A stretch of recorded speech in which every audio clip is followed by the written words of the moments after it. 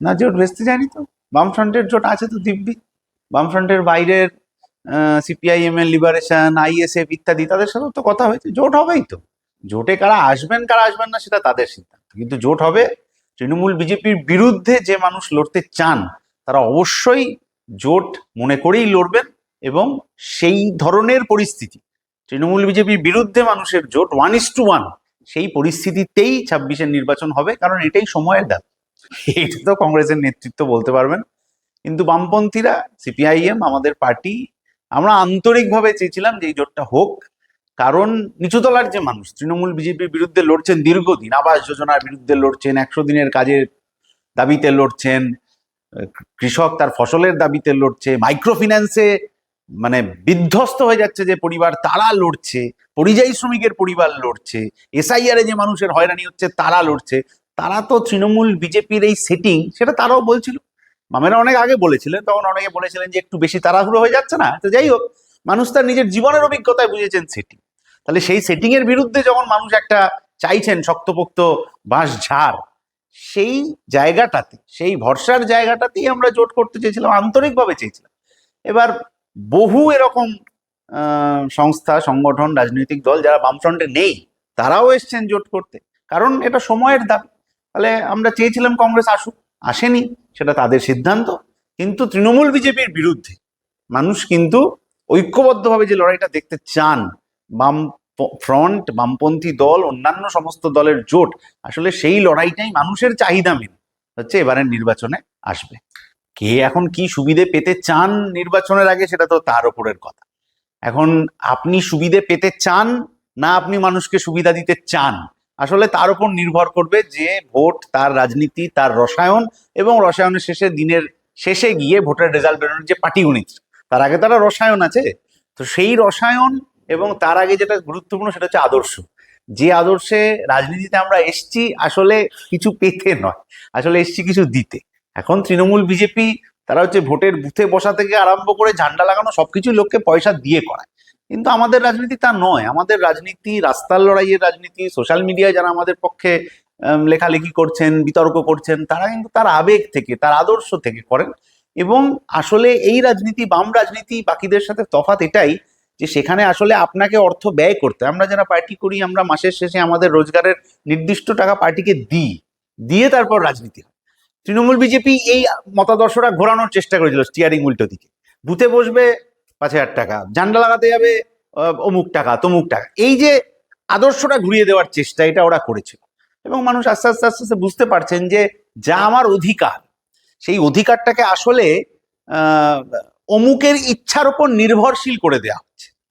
এই যে বিভিন্ন ভাতা চালু আছে না, তো ভাতা তো আমার অধিকার। বামপন্থীরা তো এমন একটা ব্যবস্থা চাই যেখানে ভাতাটা অধিকার হবে। যে এই যে হুমকি দেওয়া হয় না তৃণমূলের পক্ষ থেকে যে আমরা সরকারে চলে গেলে কিন্তু ভাতাটা আর হবে, ভাতা তো বামপন্থীরাই চালু করেছিল। তাহলে এই যে অধিকারের জায়গা থেকে আপনাকে কারোর ইচ্ছার ওপর নির্ভরশীল হয়ে আপনার জীবনযাত্রা, এইটা আমরা বদলাতে চেয়েছি। এবং মানুষ সেই মতো করে কথা বলেছেন। আজকে এসআইআর এর যখন এই ষড়যন্ত্র ইত্যাদি হচ্ছে, আপনি মালদা, মুর্শিদাবাদ, দিনাজপুর থেকে আরম্ভ করে হুগলি, মেদিনীপুর, বর্ধমান, প্রায় সমস্ত জায়গা, আমি যেগুলোর নাম বললাম না সেগুলো, সেখানে যে মানুষ বিক্ষোভ করেছেন এই হয়রানির বিরুদ্ধে, তিনি তো তৃণমূল বিজেপির বিরুদ্ধে তার লড়াইটাকে এস্টাবলিশ করতে চেয়েছেন। এবং আমরা আসলে চেয়েছি মানুষকে রিলিফ দিতে। অনেকে এই কথা বলেছেন যে বামপন্থীরা এত কথা বলছে, তাহলে এসআইআর এর জন্য ওরা ক্যাম্প কেন করবে? আমরা তো মানুষকে রিলিফ দিতেই চেয়েছি। মানুষ যে হয়রান হচ্ছেন, তিনি যাতে হয়রান না হন তার ব্যবস্থা করতে চেয়েছি। এবং যখন ষড়যন্ত্রটা আরো ব্যাপকভাবে হলো, তখন আমরা সেইটাকে সরকারের দিকে, বিডিও অফিসের দিকে, ইলেকশন কমিশনের দিকে সেই তীর ঘোরানোর চেষ্টা করেছি। মোস্তারি বানুর, কালকে আপনি প্রেস কনফারেন্সে নিশ্চয়ই দেখেছেন, প্রথমই নিজে মামলাটা করেছেন। ময় তো শুধু মমতা বন্দ্যোপাধ্যায় হয় না, ময় মোস্তারি বানুও হয়, যিনি প্রথম মামলাটা করেছেন। ফলে আমরা রাস্তার লড়াইতেও আছি, কোর্টের লড়াইতেও আছি, মানুষের হয়রানি কমানো, মানুষকে রিলিফ দেওয়া, এটাই আমাদের আদর্শ। এবার যারা রিলিফ নিতে চাইছেন তারা কোন আদর্শে বিশ্বাস করছেন সে তাদের ব্যাপার। কিন্তু এই রাজনীতিতে পশ্চিমবাংলায় এখনো এত তীব্র সন্ত্রাস, আক্রমণ, ষড়যন্ত্র ইত্যাদির পরও পশ্চিমবাংলার রাজনীতিতে আসলে মানুষকে রিলিফ দেওয়ার কাজ, এই আদর্শ যাতে বজায় থাকে, তার জন্যই তো বামপন্থীরা লড়ছে।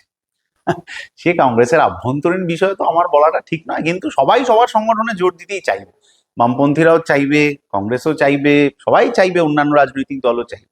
কিন্তু কথাটা হচ্ছে যে আহ, এখন পশ্চিমবাংলার যা পরিস্থিতি হয়ে আছে, যেভাবে মানুষের মধ্যে একটা ক্ষোভ বিক্ষোভ আছে, সেই ক্ষোভ বিক্ষোভের সময় এটা আমরা মনে করেছিলাম, এটা আমরা শুধু, আমাদের বাইরেও এরকম বহু রাজনৈতিক দল, সংগঠন, ব্যক্তি ইত্যাদি তারাও মনে করেছিলেন, পার্টিতে এসেছিলেন, কথা বলেছিলেন, কথা বলার প্রক্রিয়া এখনো চলছে, যে তৃণমূল বিজেপি যা করছে তার বিরুদ্ধে আপনাকে ওদের একটা জায়গায় দাঁড় করাতে হবে। কারণ ভোটের আগে একটা রসায়ন তৈরি করতে হবে যে ওদের বিরুদ্ধে আমরা ঐক্যবদ্ধ হয়ে লড়ছি, তবেই তো মানুষ ভরসা পাবে। 10-এর লাঠি যদি আলাদা আলাদা করে ভেঙে যায় তাহলে মানুষের সেই ভরসাটা আসবে না বলে আমাদের মনে হয়েছিল। এখন আমরা সেইটা করতে চেয়েছি। এখন কংগ্রেসের সংগঠন বাড়ানোর ইচ্ছা, সেটা হতে পারে, কোনো অসুবিধা নেই। কিন্তু এই তৃণমূল এবং এই বিজেপি, এদেরকে যদি আমরা শত্রু হিসেবে হালকা করে দেখি, তাহলে কিন্তু রাজনীতিতে লং টার্মের ক্ষেত্রে অনেক বড় ভুল হয়ে যাবে। কারণ আরএসএস যে প্ল্যানিং এ চলছে, আমি একটা উদাহরণ দিলে নিশ্চয়ই এটা খুব বেশি সময় লাগবে না। সেটা হচ্ছে বাম আমলে আপনি দেখবেন লড়াইটা হতো কারখানা হবে কি হবে না। বাম আমলে বিরোধী ছিল তৃণমূল, তৃণমূলের বামেদের বিরুদ্ধে প্রধান বিতর্কের বিষয় কি ছিল, যে ওরা অত হাজার কারখানা বন্ধ করেছে। অত হাজার কারখানা ছিল কিনা পশ্চিমবাংলায় আলাদা বিতর্ক, কিন্তু আমরা তালিকা দিতাম এত এত কারখানা তৈরি হয়েছে, তৃণমূল তালিকা দিত অত অত কারখানা বন্ধ হয়েছে।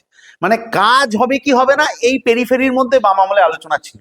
আপনি জাম্প কাট করে যদি 26-এ চলে আসেন, এই নির্বাচনের আগে আলোচনাটা হচ্ছে মন্দির হবে না মসজিদ হবে। তাহলে মসজিদ যে করতে যাবে তাকে দল থেকে বার করে দেওয়া হবে, আর মন্দিরটা কি হবে সরকারি টাকায়, এইটায় চলে এসছে বিতর্ক। মানে এই পশ্চিমবাংলায় যে দীর্ঘদিনের একটা রাজনীতির সংস্কৃতি, তার ঐতিহ্য, মানুষের ভাবনা চিন্তা, এই গোটাটাকে নজর ঘুরিয়ে দেওয়ার চেষ্টা হচ্ছে। ফ্রম কাজ হবে টু হবে না, টু মন্দির হবে না মসজিদ হবে। এই ক্ষতিটা কিন্তু এটা শুধু একটা দুটো প্রজন্মের নয়, একটা দীর্ঘ সময়ের যে ক্ষতি করে দিয়ে যাচ্ছে এই তৃণমূল বিজেপি, তার বিরুদ্ধে আমরা কি লড়াইয়ের ছাপ এই সময় রেখে যেতে পারছি, এটা শুধু এই সময় না, আমাদের ভবিষ্যৎ প্রজন্মকে জবাব দিতে হবে পরে, যে তোমরা ওই সময় দাঁড়িয়ে রাজনীতি করতে তোমরা কি করছিলে। জোট করা উচিত ছিল। এখন দেখুন, অন্য একটি রাজনৈতিক দল তার ভুল ঠিক ওইভাবে তো আমাদের বলতে পারি না, কিন্তু জোটটা করা উচিত ছিল। কারণ যে আপনি মালদা মুর্শিদাবাদের কথাও বললেন, ওই মালদা মুর্শিদাবাদে এরকম বুথ আছে, এসআইআর এ ওই বুথের 1000 লোক বুথের ভোটার থাকলে 500-550 লোক এসআইআর এ নোটিশ এসছে তাদের বাড়িতে। কেন তাদের 6 ভাই হবে, কেন তাদের 4 বোন হবে, কেন তার বাবার নাম ওইখানে ভুল হবে। 2002-এর তালিকাও নির্বাচন কমিশনের করা, 25-এরটাও ওদেরই করা। কেন বাবার নামের বানান ভুল থাকবে, কেন মাঝখানে কুমার থাকবে, কেন ওইটা তখন বিবি ছিল ওইটা পরে বেগম হয়ে গেল। এই ধরনের হয়রানি করার চেষ্টা ওই মালদা মুর্শিদাবাদে ভয়ঙ্কর হয়েছে, দিনাজপুরে হয়েছে, উত্তর 24-এ হয়েছে। এবং এই যে হয়রানির বিরুদ্ধে মালদা মুর্শিদাবাদের মানুষ যে লড়াইটা দেখিয়েছে, তৃণমূলের বিরুদ্ধে, বিজেপির বিরুদ্ধে, ওয়াকফ নিয়ে যা চলেছে, ওবিসির যে সুযোগ সুবিধা বামফ্রন্ট চালু করেছিল, সেইটা সংখ্যালঘুদের যে প্রায় এখন বন্ধ হওয়ার মুখে, তো তৃণমূলের ভুলের কারণে। তৃণমূল যেরকম জাল সার্টিফিকেট ইস্যু করেছে, তার জন্য আজকে ওবিসির সুবিধা পাচ্ছেন না সংখ্যালঘু সম্প্রদায়ের মানুষ। ওয়াকফ নিয়ে মুখ্যমন্ত্রী এক কথা বললেন যে এখানে আন্দোলন করবেন না, দিল্লিতে গিয়ে করুন। তারপরে নিজের গভর্নমেন্টের সরকারকেই, মানে তার অফিসারদের বলছেন যে ওয়াকফ কি আছে হিসেব টিসেব চালু করুন।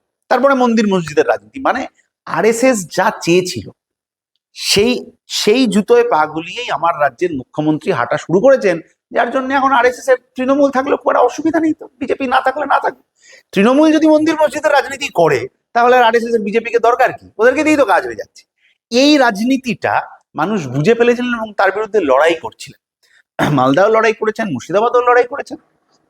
মুর্শিদাবাদের বিড়ি শ্রমিক যে লড়াই করেছেন, সেটা তো অবশ্যই আমাদের শেখার আছে। ওই মালদায় ভূতনির চরে যে মানুষ লড়াই করেছেন, তার সমস্ত কাগজপত্র চলে গেল গঙ্গার ভাঙনে, তারপরও ওইখানে মাটি আঁকড়ে পড়ে রয়েছেন।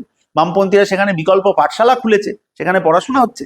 এই বিকল্প, সেইটা যে একেবারে নিচুতলার মানুষ, ওই ভূতনির চরে যে থাকেন যে মানুষ, তার রাগটা, তার ক্ষোভটা, তার যন্ত্রণাটা আসলে তৃণমূল বিজেপির বিপক্ষে এইবার এস্টাবলিশ করার কথা ছিল। এস্টাবলিশ তিনি করবেন, এবং যে বিকল্প উনি চোখের সামনে দেখতে পাবেন, যে বিকল্প এতদিন চোখের সামনে দেখেছেন, সেই বিকল্পই উনি এস্টাবলিশ করবেন। বামেদের বিপাকে পড়ার ব্যাপার নেই। আমরা যা করি আন্তরিকভাবে করি। আমরা যদি জোটটা করতে চেয়েছি, তাহলে আমরা সেটা আন্তরিকভাবে করতে চেয়েছি, কারণ সেটা মানুষ চেয়েছিলেন বলে। তৃণমূল বিজেপির বিরুদ্ধে ঐক্যবদ্ধ লড়াই, খুব সহজ অঙ্ক। 1-এর বিরুদ্ধে 4 গেলে কি হয়, আর 1-এর বিরুদ্ধে 1 গেলে কি হয়, সবাই বোঝেন এটা। ফলে এটা বামেদের আন্তরিকতা ছিল।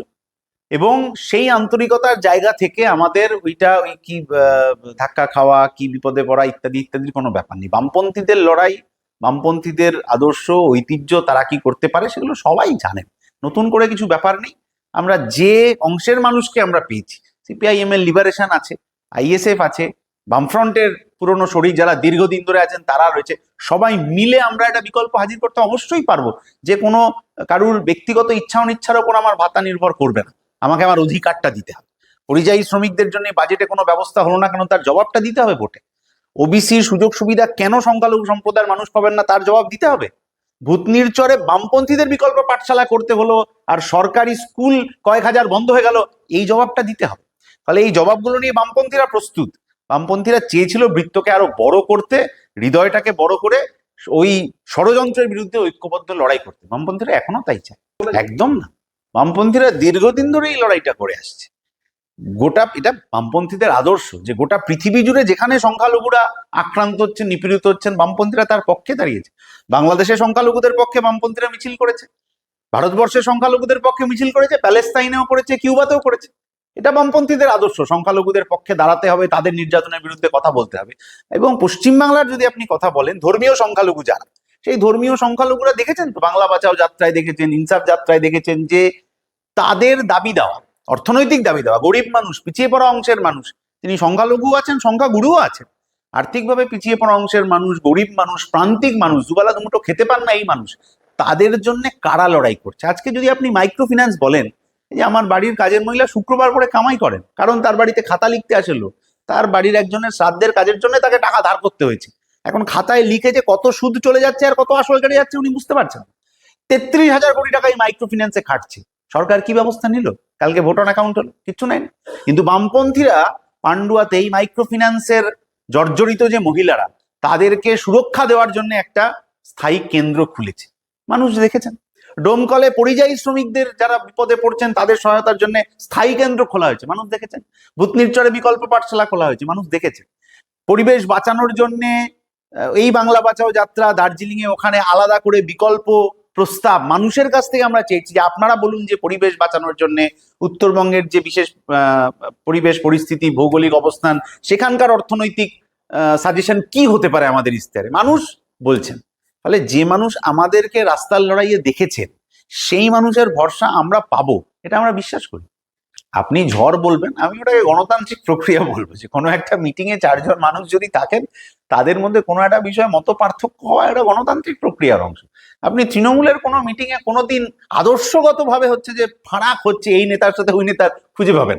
আপনি বিজেপির মিটিং এ ওইসব কোনোদিন খুঁজে পাবেন না, ওদের সব ওপর থেকে হয়ে আছে, ওপর থেকে ওরা বলে দিল এইটা কথা হয়েছে, নিচে ওইটাই মেনে নিতে হবে। আপনি দেখবেন তৃণমূল বিজেপির সিস্টেম তাই, কিন্তু আমাদের সেটা নয়, আমাদের নিচুতলা থেকে কথা যায়। ফলে সেই মানুষ যে কথা বলেছেন সেইটা নিয়ে বামফ্রন্টের মিটিং এ হোক কি অন্য রাজনৈতিক দলের সাথে মিটিং এ যদি 2-4টে কথা হয়, তার পাল্টা কথা হয়, এই গণতান্ত্রিক প্রক্রিয়া এটা বামফ্রন্টে আছে। আমরা বামফ্রন্টের এই গণতান্ত্রিক প্রক্রিয়াটা গোটা রাজ্যে ছড়াতে চাই, কারণ গোটা রাজ্যে গণতন্ত্র বলে কিছু অবশিষ্ট নেই।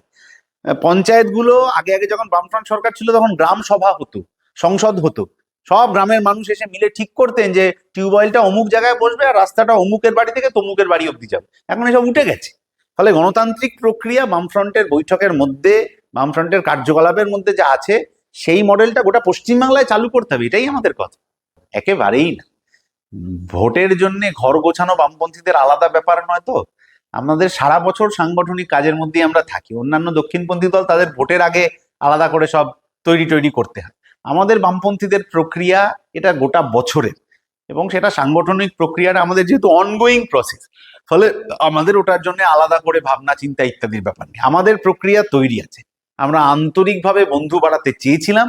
বন্ধু যদি আসেন তাহলে খুব ভালো হতো, বন্ধু যখন আসেননি তখন নিজেরাই যা আমাদের মানুষের সাথে যোগাযোগ আছে, নিজেদের যা শক্তি আছে, সেই নিয়ে আমরা লড়বো। এবং মানুষ তো চোখের সামনে দেখেছেন যে কারা দীর্ঘ সময় ধরে তাদের পাশে ছিল, তাহলে সেই মতোই লড়াই হবে, বামফ্রন্টের মিটিং এ সিদ্ধান্ত হবে। কিন্তু এইটা একটা বেশি করে খবরের সামনে এসছে বলে এরকম অন্যান্য রাজনৈতিক দল শুধু এবার না, 21 সালেও তারা এসছিল যে আমরা এই কথা বলতে চাই, ওই কথা বলতে চাই, সেই সময় হয়েছিল। এবার এটা মিডিয়ায় একটু বেশি প্রচার হয়েছে, তার অন্য নানা রকম কারণ রয়েছে, সেইটা দিয়ে বামপন্থীদের খানিকটা মেলাইন করার চেষ্টা ইত্যাদি হয়েছে। কিন্তু নির্বাচনের আগে বামপন্থী রাজনীতির কাছে, সিপিআইএম এর কাছে এরকম বেশ কিছু রাজনৈতিক দল আসে, সংস্থা ইত্যাদি আসে যে আমরা এইটা করতে চাই, আমরা আপনাদের সাথে যেতে চাই। সেগুলো সমস্তটা নির্যাস নিয়ে বামফ্রন্টে আলোচনা হয়। বামফ্রন্টে আলোচনার সিদ্ধান্ত যেটা হয় সেটাই আলটিমেটলি জোট হয়। ফলে এক্ষেত্রেও বামফ্রন্টের আলোচনার সিদ্ধান্ত যা হবে তাই জোট হবে।